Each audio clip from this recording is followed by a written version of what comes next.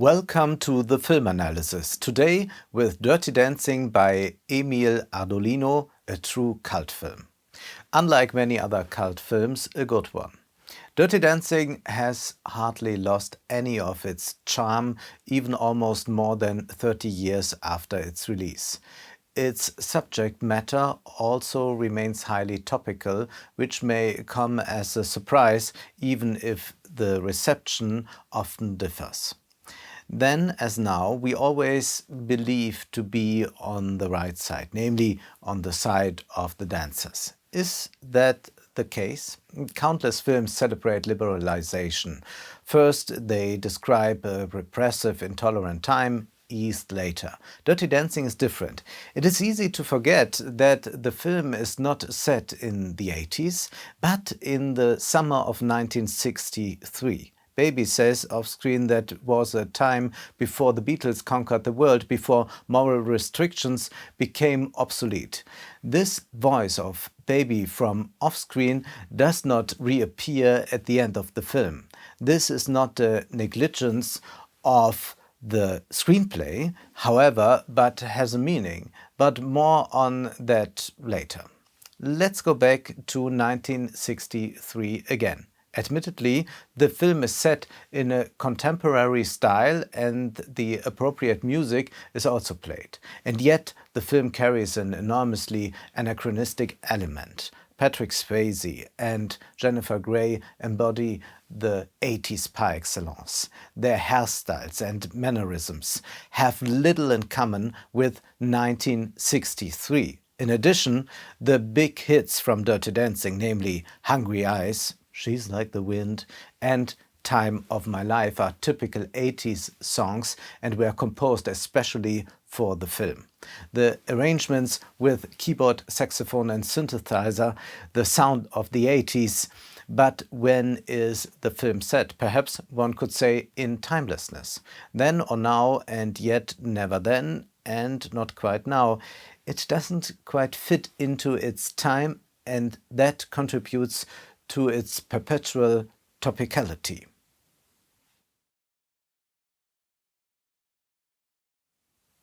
Let's move on to the content. The story is also more topical than you might think at first glance. The Houseman family is spending their summer holiday in a club hotel.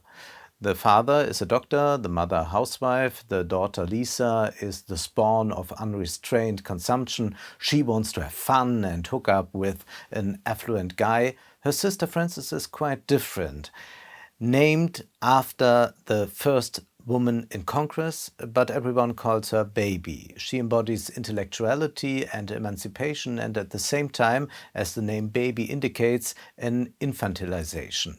Baby has a political left-wing consciousness.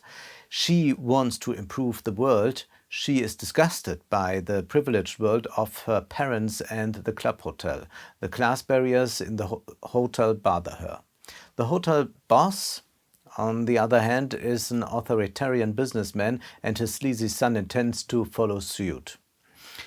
Waiters serve at the table, however, they are not normal waiters, but students from an elite university. They are eager to entertain the daughters a bit, representing some kind of gigolo. Ultimately, they are also looking for potential wives already, a marriage market, one could say. Robbie is one of these waiters and he unscrupulously impregnates a dancer. But in the end, he doesn't want to know anything more about it. This is followed, among other things, by an abortion. Robbie clearly justifies his actions to Baby by saying, "We are the better ones. The others don't have that right." We enforce the law of the strongest. He then hands her a book, The Fountainhead by Ayn Rand, the turbo-capitalist manifesto par excellence. Still today, Ayn Rand is the most important author for the right-wing libertarians. Separated from the society of the rich are the dancers in their humble huts, only allowed to perform their dances. The dancers all have a proletarian background. They are the exploited. This becomes clear again and again. If they don't follow in line, they will be fired or won't be allowed to dance next year. Dirty Dancing tells the story of a class struggle. Baby falls in love with the dancer Johnny. She's attracted by his truthfulness, but also by his proletarian body. The film shows us rich people no longer have a relationship to their bodies. They do some silly little dances in order to laugh their heads off, think of the performance of Baby's sister. And female sexuality doesn't really play a role in the world of the rich anymore. This is shown very nicely in the picture at this magic show when Baby is split in two. She becomes quite literally a divided woman. She's allowed to be a woman with a head in the world of the rich, in which case she has no lower half. And when she is the woman with only a lower half, in this case she must remain headless and mindless.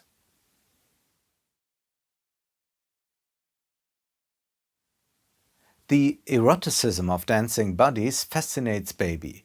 It can also be interpreted politically. There is this famous line when she first meets Johnny, "I carried a watermelon." Yes, the sentence is a bit unfortunate, but there is also a certain seriousness behind this comedy. It's not the first time she's carried something. She already helps to unload the car. The sentence, "I carried a watermelon," underlines physical work is something special to her. Baby is showing solidarity with the workers in this moment. You rarely see physical labor in mainstream films. The dance film genre is an exception. By making Baby Johnny's new dance partner, Dirty Dancing shows how much work and discipline is involved in dancing. And we experience this discipline, these phrases, my area, your area, again and again. We also see the hard footwork, the physical effort, the seriousness. Even when she is tickled on the arm, she is not allowed to laugh. And you must make a lot of effort. It takes a lot of discipline to perform that famous lift figure. The temporal location in 1963 is extremely important here. Dirty Dancing takes place before 68, before Woodstock and the hippies. Dancing has nothing to do with a hedonistic lifestyle. It is hard work and for the proletarian the only way to earn any money at all. And they perform Latin American dances. The dances come from where the revolution is at home. We should refer the title Dirty Dancing less to the copulation-like movements, but to what sociologists call dirty work. That is work that is not recognized or pleasing. Prostitution is also a big theme. The dancers are treated like lepers in the film, as if physical work were something indecent, dirty, continuing a long discourse. Therein lies the real scandal in the relationship of Baby and Johnny. Often the characters in the film opposing Baby and Johnny's union are seen as sanctimonious, moralizing and bourgeois. Baby's sister, the waiter with the elite university background, the hotel boss and his son. The real barrier between Baby and Johnny represents the class barrier.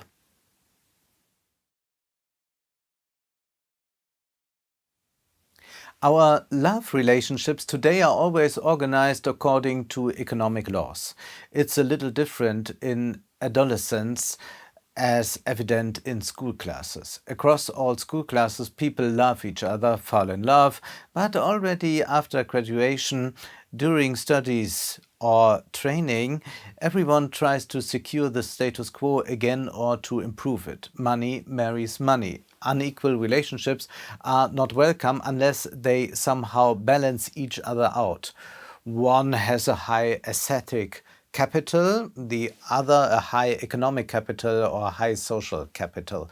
But in the end, the economic structures remain present. Today we see this on the internet, on dating platforms. They permeate love economically, constituting competitive relationships, cost-benefit considerations. Johnny would get a lot of quick sex today with his attractiveness, that's for sure. But it's completely unlikely that a doctor's daughter would ever be seriously interested in the proletarian. And today, Baby could have sex with Johnny. No one would have any moral objections to that, but she would never be allowed to really love him and perhaps even marry him.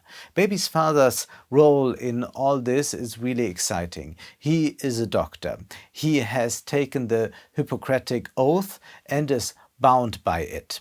And that is why he helps with this abortion. We are witnessing here the importance of law in ensuring true equality.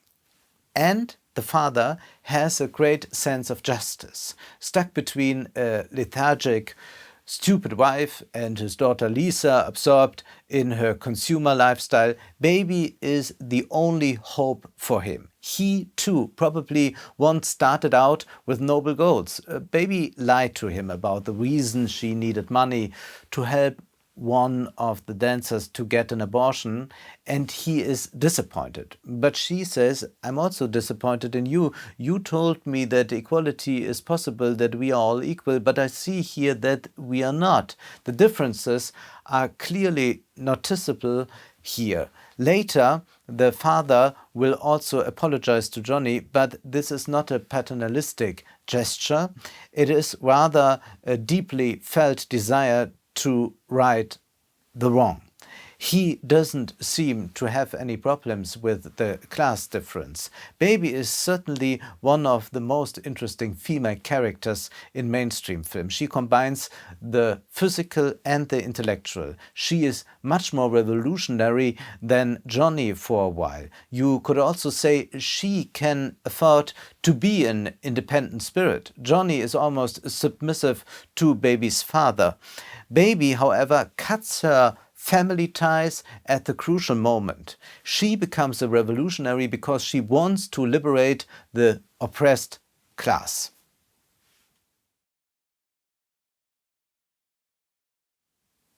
Baby has a personal interest. She loves Johnny, and that's where love and reason come together. But it's also about a political interest. Dirty Dancing also ends at the right moment, a rarity these days. Film critic Michael Alten rightly complained years ago that most films today have 9 endings, with 8 of them being superfluous. Another scene, then another fade out, and so on. This is different in Dirty Dancing. Before the finale, the hotel boss says to the black band leader that everything seems to be changing. It all seems like a goodbye to him. Soon the old days will be gone. In other words, the revolution is imminent. Now Johnny is acting sovereign. Nobody puts Baby in a corner. Before, he was only reacting. He reacted to the world of the rich and their demands. Baby, as an intellectual, has led the proletarian up to a certain point, and now he must take the lead, which he has been doing all along while dancing. We no longer hear Baby's voice at the end, but the film ends with everyone dancing together. Therein lies the utopian potential of the film. Equality is possible. No longer does one speak, but all speak through the dance. Nothing would be worse if the film continued, if Johnny were to get a job offer from his father-in-law-to-be, or move up in the hierarchy in the hotel, or even a wedding with a baby. And yet one would love to know what happens next. We suspect, according to Hollywood laws, it would fail. But it doesn't have to. If we recognize the timelessness and utopianism of the film, a signal could emerge, change the world. A politics of equality is possible also being the eventfulness of time of my life, which is addressed in the refrain. Even the much maligned happy endings can have a subversive effect, especially noticeably if compared to Titanic. It is precisely Titanic's non-existent happy ending that makes the worker disappear, sink. In Titanic, Rose and Jack go on deck after having sex. The ship rams an iceberg as if to somehow prevent this love affair. Baby and Johnny in Dirty Dancing, however, take to the dance floor and trample the established order. Anyone dismissing Dirty Dancing as a tear-jerker for a girls' night hasn't really grasped anything. They only watch, but don't see. It would be nice if you would like to support the film analysis financially. You can do so via my bank account or PayPal. Also, you can find me on Patreon. Thank you very much.